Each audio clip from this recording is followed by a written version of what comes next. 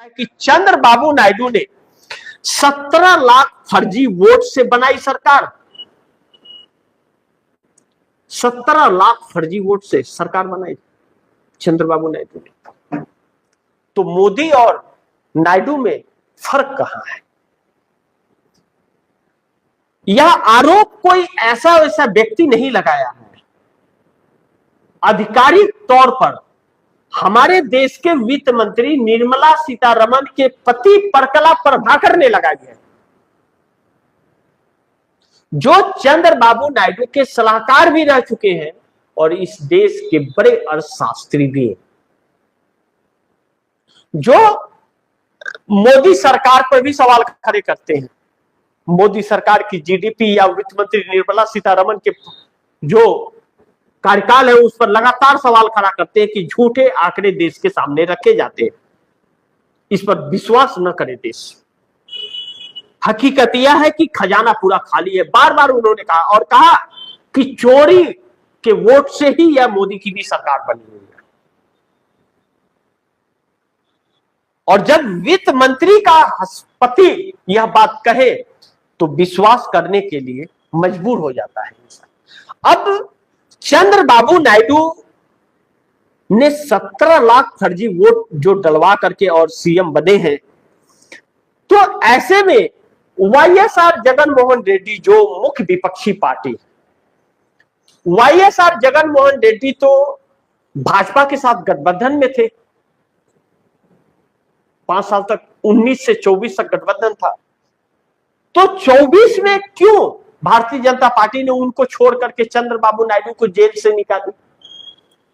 360 करोड़ रुपया कौशल विकास परियोजना के तहत घोटाले का आरोप चंद्रबाबू नायडू पर था आंध्रा में। 52 दिनों तक ईडी उन्हें जेल में रखी थी, 52 डेज। लेकिन उसके बाद एक इंटरनल सर्वे आता है।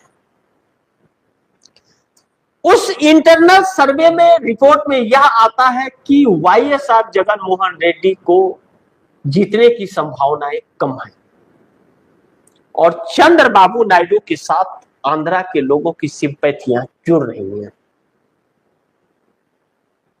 ऐसे में चूंकि लोकसभा का चुनाव भी विधानसभा चुनाव के ही साथ था,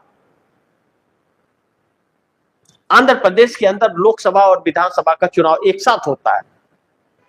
ऐसे में भारतीय जनता पार्टी के साथ मिलकर चंद्रबाबू नायडू चुनाव लड़े, जबकि भारतीय जनता पार्टी की कोई जमीन वहां पर नहीं है। तो 17 लाख फर्जी वोट पड़े। इन 17 लाख फर्जी वोटों में कहा जाता है कि भारतीय जनता पार्टी का भी वोट जनाधार बढ़ाने के लिए फर्जी वोट डाले गए और चंद्रबाबू नायडू को पूर्ण बहुमत की सत्ता के लिए जो कमी पड़ा उसमें चंद्रबाबू नायडू ने फर्जी वोटों का इस्तेमाल करा। मैं नहीं कर रहा हूं, परकला प्रभाकर कर रहे, वित्त मंत्री निर्मला सीतारमण के पति का यह कहना है। तो क्या अब चंद्रबाबू नायडू खुद वोट चोरी से आए हैं सत्ता में और नरेंद्र मोदी वोट चोरी के बादशाह थे?